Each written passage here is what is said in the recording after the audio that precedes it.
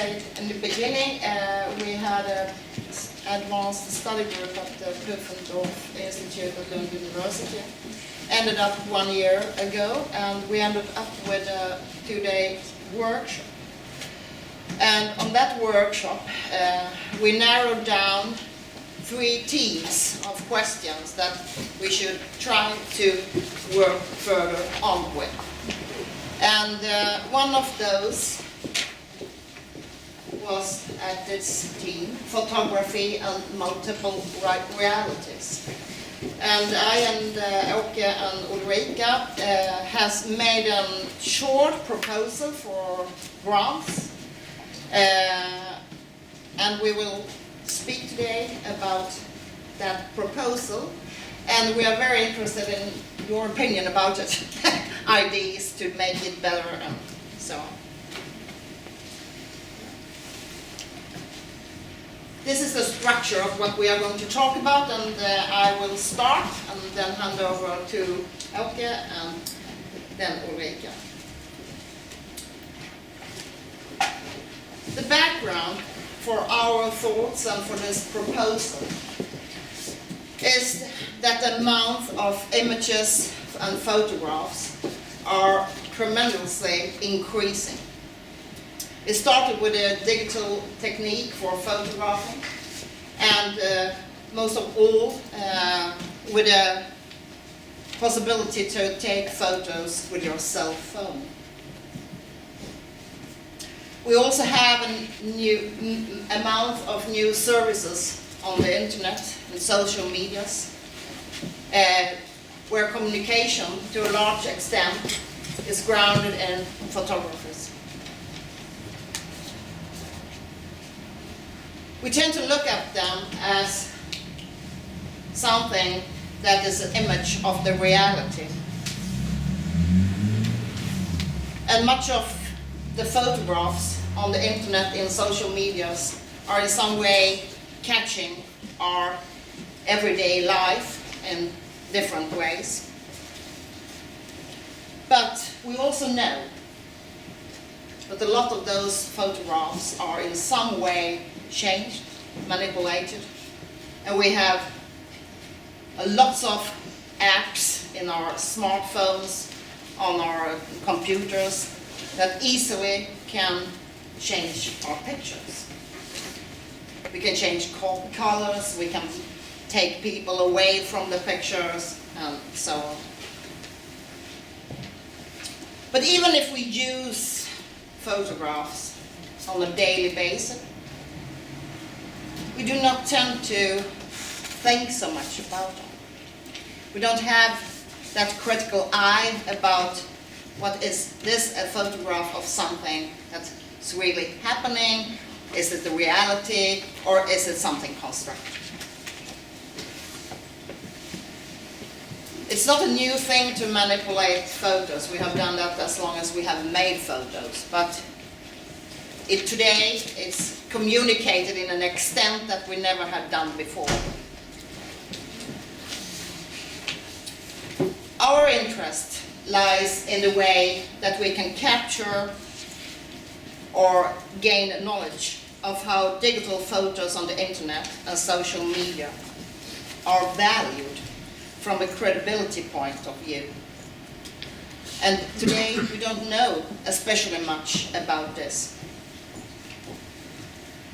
So our proposal, I do not have a microphone, I realize that.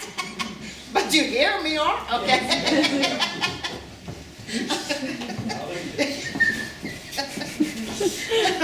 So straight. Yes. Our proposal is to outline an interdisciplinary project. I and Åke are from the sociology, the discipline of sociology, and Ulrika from the discipline of law. And we want to go into this question from 2 different perspectives.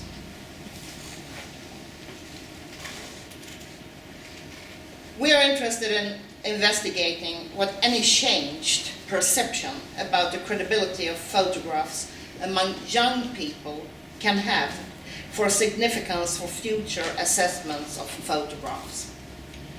We also want to understand how a possibly changed view of edited and manipulated photos on social media can be understood in relation to existing legislation in the area. In the project, we aim to investigate and problematize the legislation's intended and actual functions regarding the use of photography in a digital context, and critically consider their current design. We have the research questions that we have put up. How do young people value and judge the credibility of photos on social media? Does their assessment of photos on social media differ from their assessment of photos in other contexts? What social norms apply to image manipulations on social media? What are the legal rules and problems when photos are used on social media? And are there a need for a review of the legislation? What constitutes a modification of a photo legal, and when does it become derivative work? What is the balance between copyright protection for photos and freedom of expression? And the last question, you know, is debated quite much these days with the new regulation in the European Parliament. Thank you. Okay, my name is Nilsén. I'm a sociologist working at Halmstad University. And I'm going to present more thoroughly the points of departure from my field of view. Actually, I will start with previous research done. It seems obviously that with our focus on young people, this research by Johansson is focused on young people, mainly between, well, like our group is between 16 and 18 years old. And from my students' investigations also confirms this, that photos from this research is done in Canada. But it's a similar way of dealing with photos on social media. Photos are adjusted to present a reality accurate but idealized image of themselves. And also they tend to use different accounts in order to separate their private social network from more public one. This is where we come into the idea of sort of multiple realities concept that we try to adapt from Alfred Schutz, Austrian-American sociologist, where he divides between we have this lived reality and the mundane world, but we also live in a kind of dream world, reality from our dreams. He also understands science as creating yet another kind of reality world, and of course, for with the social media today, we have this possibility of a virtual reality or augmented reality that we face and reproduce and participate in through social media. But from the research, we also can understand that they try to search for consent from participating in photos before publishing, but they don't really have an idea of what rights they have in relation to platform owners. So here's an interesting aspect of legal attachments. From previous research, we can draw the conclusion that young people no longer live their lives with media, but in media. So from there we will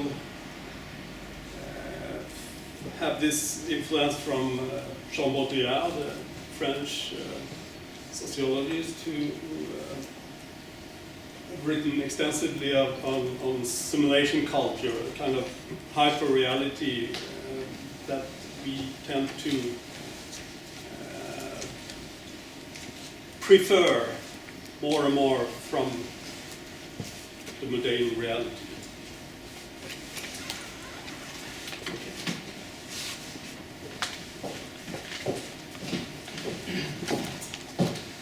Okay, my name is Ulrika Wennersten and I'm a lawyer then. I'm doing law mainly in intellectual property and mainly in copyright and design and also in advertising actually. Legally, we also wanted to look at it legally because legally, as you know, law is always behind the technique. That's always as it is. We try to use old legal systems, old legislation on new phenomena. That's the first thing we do. Can we actually fit this old regulation on this new phenomena? But photos is actually not that much researched when it comes to intellectual property lawyers. We have a harmonization in EU when it comes to photographic work, and that's actually work that you have the author's own intellectual creation. But then there is the possibility within the framework to also protect photographic images that is not put in this kind of intellectual creation into it. And the law in Europe differs in this sense when it comes to just photographic images. Because a photo in the legal word is actually a representation of a reality. But we don't protect the object, we protect what is actually put in with your creativity. So it's actually more the technique. So I want to research more in this project the differences actually between this kind of work and the image. I also want to look at when it comes to photos, what is actually, of course, a reproduction, and then it would be an infringement. And also when it comes to would it legally be to manipulate the photo? When does it become from becoming an infringement to become a new own work? So you can actually change a photo and then it becomes your own work. So it's like a scale here, when it's more like a reproduction and then it becomes like a more adaptation and then soon it becomes a derivative work. And also look at ownership, because we have big questions of ownership. And of course, the last part will also be when it comes to copyright and freedom of expression on the net, and when it comes to communication of photos when they are digitalized. There's new problems that are coming up. I will not say anymore. So on this, so I just threw up the balls that I want to investigate in this project. And then we have the method, and it's first your method. Well, yours. Since this is just, well, we have an application for some grants for making a pilot study at this stage. Hopefully it will be granted. Of course it will be. I mean, why not? From this pilot study, we will develop hypotheses and clarify our research questions.